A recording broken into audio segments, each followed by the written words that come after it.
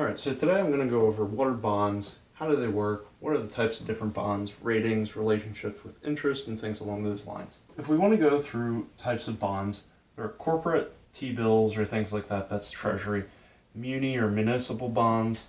They also have bond ETFs, exchange traded funds, and individual bonds. There's also agency bonds. Those would be like Fannie Mae, Freddie Mac. And there's also green bonds.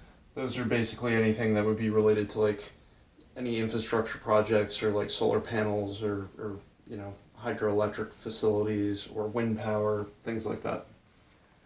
There's ratings. Whenever you're investing in bonds, you want to look at the rating. So investment grade would be anything that's like AAA, depending on which agency you're looking at, down to triple B or B little a.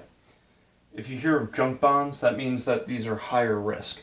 Higher risk bonds or junk bonds would be BB or BA, all the way down to, depending which one you're looking at, either D or C. And again, those are high risk. So people might go, ooh, this bond is, 15% interest or coupon rate. So then people will try to go after that. But the thing is, there's a higher risk of them defaulting and not being able to pay back that bond. So you lose all the money. That's why they're not investment grade. There's always some risk. So even investment grade bonds, they can lose value. And some businesses will go out of business. But it's just less likely with investment grade versus a junk bond. There's a big thing with relationships with interest rates. I tend to stay away from bonds, especially bond funds, while interest rates are rising. And this is going to get into how bonds work. Let's say I go out and I buy a bond, and that bond costs me right now is $95. The face value or the value at maturity, let's say it's 1 year from now, is $100. So what's going to happen is I pay $95, and a year from now they're going to pay me $100. That effectively means I'm making close to 5%. It's not exactly, but it's close. I'm just rounding here. My interest or my coupon rate on this bond will be about 5%. Now what happens if tomorrow the interest rate changes? Well, if tomorrow the interest rate drops and it goes to 1%, that current present value would be $99 and the face value would still be $100. So I could go on the open market and sell this bond for $99 if the interest rate drops, and I can make money. Now, what if the other is true? This is why I don't buy bonds when I think interest rates are going up. So if I buy that bond for $95, tomorrow something happens, the interest rate goes up to 10%, guess what? Now that bond is only worth currently $90. So I've effectively lost $5. The face value for that individual bond would still be $100, but the current value has actually dropped. So I could hold that bond to maturity, and if I do, I still get the same $100. If I sell the bond today, I would only get $90. This is actually what happened with a couple of the banks that had some issues in the past year. They were buying a lot of their bonds from the US Treasury, and they were only getting, say, 1%.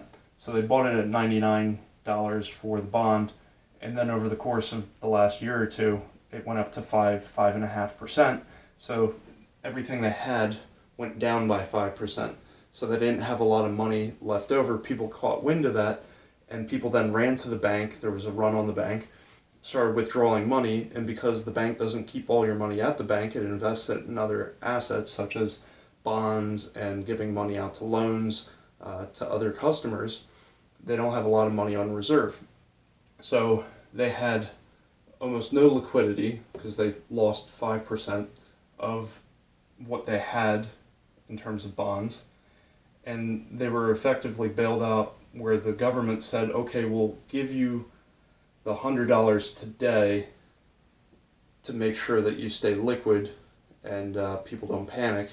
But we'll give you the money today, but you have to give us collateral, which would be the bonds. It doesn't normally work that way, but for a couple of the banks, they did that to make sure that they didn't go under. Some bonds, you will pay the face value, which would be here, and then you'll be paid whatever your coupon rate is on the coupon dates.